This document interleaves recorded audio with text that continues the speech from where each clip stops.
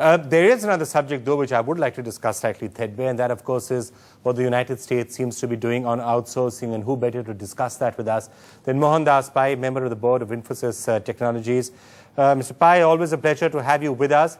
Ohio State seems to be more or less banning outsourcing. That must be, is this your worst nightmare?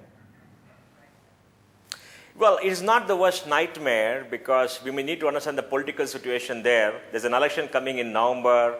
The Democrats look to be in slight trouble, and they need to demonstrate to people they're doing everything to fix the unemployment problem. Unemployment is high, so there's a natural reaction. That is not the issue. The issue is other states could pick up the cue and ban outsourcing for government work, but that forms a small part of the work that you do. But it could create a negative sentiment in the United States about outsourcing. It could lead to senators and representatives bringing legislation for whatever it is to show people that they are all for creating more jobs, which is, which may not happen because the nature of the outsourcing is very different. So that the fear of spreading is what is worrying. And also, Vikram, I think it's time that India also stood up and spoke back to the United States when Obama comes here to say that we are giving so much of business to the US, the country. For example, we're buying so much of arms. You know the figures that the arms that they're going to buy now and what we have signed. The reports that we may give a $10 billion nuclear deal to 2 American companies. And when American companies are welcome to get business from India, from the Indian government at the state and central level, and they got enormous business for outsourcing, and we are so open. And it's time that America is also open to us. So we have to put a point across that is in America's interest to be open to us and not to send such negative messages. Okay. So as you said, it's a private, government outsourcing is just part of it. It's a private outsourcing that is more important. And you would you like to see the Prime Minister or the Commerce Minister really reaching out to America right now and saying, if this sort of a thing continues, India is going to retaliate?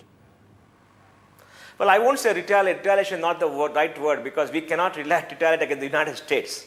We are a small economic power. The US is a giant power. It's a democracy. And we need American help. Let's admit it. But the point is, we have to make a point. Anand Sharma has been a very strong supporter of the Indian IT industry. And he has made his voice felt. And we're very grateful to our Commerce Minister. But we want a Prime Minister, when he meets Obama, to push it across. Because I think the government is getting ready to give a $10 billion deal for nuclear energy to 2 American companies. We see newspaper reports, and it could happen the way the legislation is passed. And there is a leverage that we have. And Obama is coming here. We have to make a voice front. And I think people in the media like you have to stand up at that point of time and say what we feel. Everybody in India is agitated that we are being picked upon. Our best companies are getting abused in the legislature by being called chop shops, body shops, and all kinds of things, and we are being targeted. We are providing a high-quality service. We are providing services which American companies want. We are adding to the bottom line. We think we are doing good.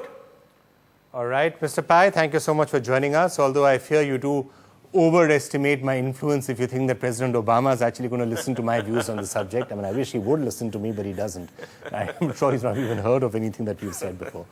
All right, thanks a lot, Mr. Pai, for joining us.